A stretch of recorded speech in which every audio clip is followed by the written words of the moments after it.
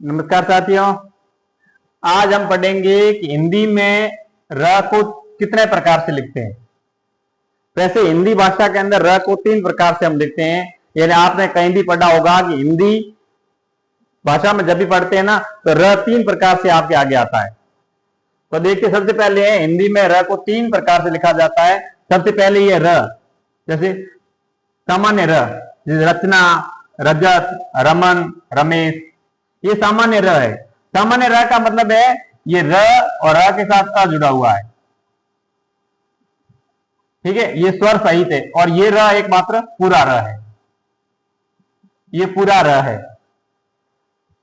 ठीक है साथियों, उसके बाद दूसरे नंबर का र आता है ये र, जो प्रकाश में, ग्रह में, क्रम में, उम्र में हम लिखते हैं। साथियों, ये र भी अपने आप में पूरा है।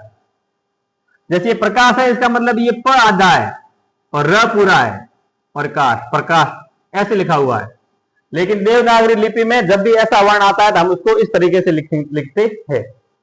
लिख रहा है कि प पूरा है, लेकिन प पूरा नहीं है। यहाँ पे र पूरा है और प आधा है। यहाँ में ग्रह में भी ग आधा है और र पूरा है, ये ऐसे लिखा हुआ है। क्रम में भी दोस्तों क आधा है और र पूरा है। और उम्र में भी उ म आधा है और र पूरा है। और जब आधा होता है उसके आगे हम हलंत लगाते हैं। ये हल है। किसी भी व्यंजन के आगे ऐसे हल लगा होता है, इसका मतलब वो व्यंजन स्वर रहित है। और पूरे वर्ण का मतलब होता है उस व्यंजन के साथ स्वर जुड़ा हुआ है। अगर स्वर जुड़ा हुआ है तो वो पूरा कहलाएगा, स्वर नहीं है तो वह आधा कहलाएगा। आधे को ही स्वर रहित कहते हैं और पूरे को स्वर सहित कहते हैं।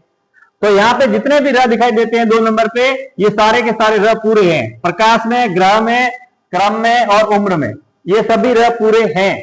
पूरे का मतलब स्वर सहित है। अगर इनका वर्ण विच्छेद करेंगे तो इनमें से अ बाहर निकलेगा। उम्र वाले र में र का वर्ण विच्छेद करूं तो र और अ, ये ऐसे निकले जाएगा, र और अ। ठीक है साथियों, इसका मतलब ये दोनों र अपने आप में पूरे हैं। और इस र को पदेन र भी बोलते हैं। क्या बोलते हैं साथियों? पदेन र। पदेन र का मतलब है ये उस वर्ण के पद या नीचे की तरफ लगा हुआ है, इसलिए उसे पदेन र भी बोलते। तो ये दोनों र पूरे होते हैं। और ये र जो कार्य में, क्रम में, धर्म में यहां लगा होता है ना, ये वाला, ये आप देख रहे हैं, ये र आधा है। आधे र को हिंदी में रेफ र बोलते हैं। क्या बोलते हैं साथियों? रेफ र। और एकमात्र ये र है वही आधा है। बाकी जहां भी आपको र नजर आए वो सभी पूरे हैं। पूरे का मतलब स्वर सहित है। एकमात्र ये र है जो स्वर रहित है, इसका मतलब इसके अंदर स्वर नहीं है, ये आधा है। और आधे को रेफ र बोला जाता है। अगर इस कार्य को मैं वर्ण विच्छेद करूं तो क के साथ तो जुड़ा हुआ है आ, ठीक है, कार्य, फिर आ जाएगा र है आधा, और फिर है ये, और ये को आधा करूंगा स्वर बाहर निकल जाएगा। इसका मतलब ये इसका वर्ण विच्छेद ये हुआ कार्य।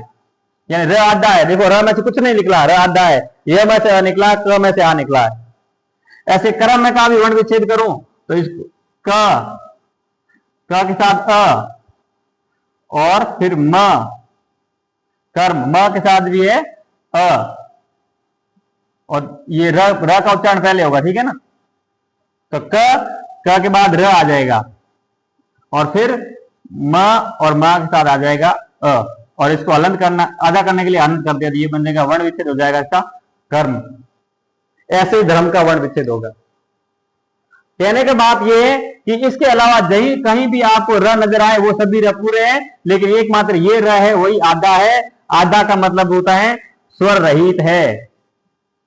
आधे का मतलब होता है स्वर रहित, उसके अंदर स्वर नहीं है। बाकी जहां भी आपको र नजर आए वो सभी पूरे हैं, इस बात का ध्यान रखना।